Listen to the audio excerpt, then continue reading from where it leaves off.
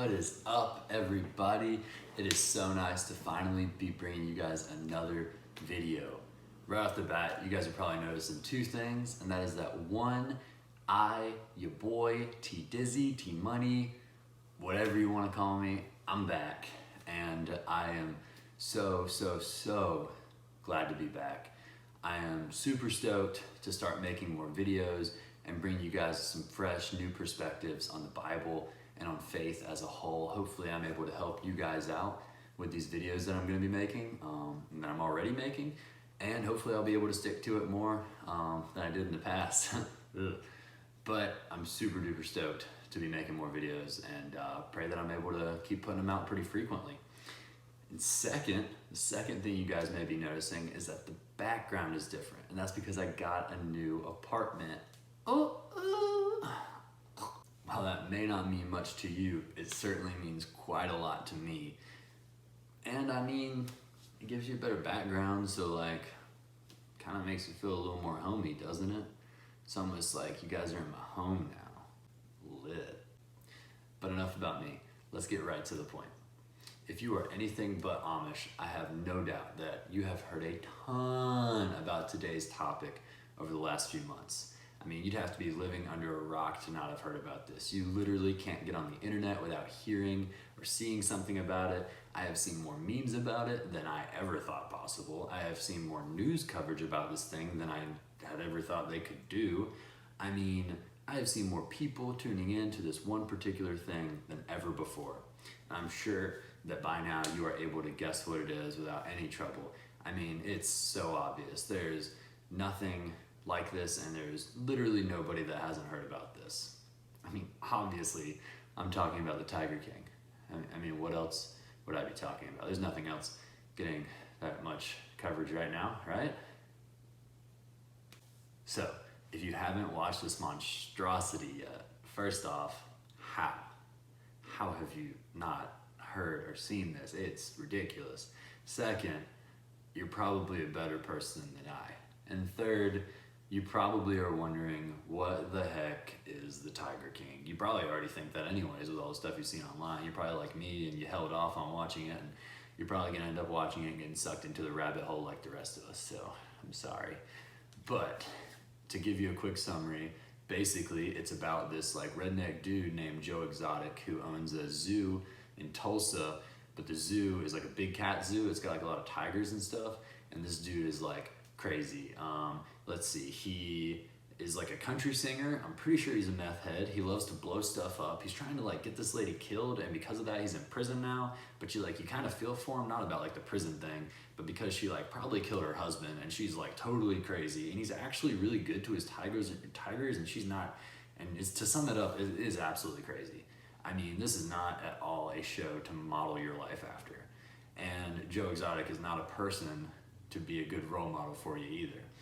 But while there may not be many role models on this show, and while there may not be many life lessons on this show, I did actually find a biblical lesson in this show, and I want to share it with you guys today. And I know you're probably, if you've seen the show, you're like, what the heck are you talking about? But just bear with me. See, this biblical message actually came to me because of something that Joe said in one of the episodes.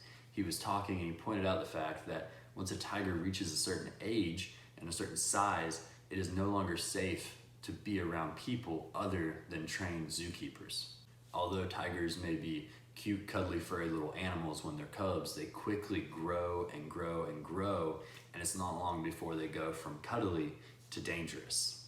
It's at this point that they are too big to be used for photo shoots or petting zoo experiences. It's here that they need their own land and their own food, and they're gonna be big creatures, and they need a lot of space, and they are dangerous at this point. And for Joe, the crazy redneck dude, this isn't really much of an issue because he has a zoo, he has land, he's able to allow these tigers to have their own land once they reach a certain size. But for your average person who buys a tiger cub because they think it's this adorable little furry animal, and then this tiger starts growing and it soon grows to too big for them to handle, this can become a serious issue. This can become a big problem. And unfortunately, this happens in America. And when these things happen, unfortunately, a lot of these owners end up getting eaten by their own tigers because they just can't control them. They can't stop them. And the reason I tell you all this is because sin is similar. See, in our lives we pick up habits, some good and some bad. And they will either be left alone after a period of time, or they will become a huge part of our lives. Obviously, that isn't always a bad thing. If you're an avid football player whenever you're a young kid and that ends up leading you to be drafted into the NFL, that's definitely not a sin. However, hanging out with people you know you shouldn't be, doing things you definitely shouldn't be doing, can end up getting you in a lot of trouble. And for me personally, I found this out when I was 14, because although I was only 14 years old, I started smoking pot with some guys that I really shouldn't have. And as innocent as I thought it may be, it quickly became smoking every single day and drinking every single night, and that was not good at all. See, what started for me as a small, fun little thing that I thought was innocent quickly became way too big for me to handle.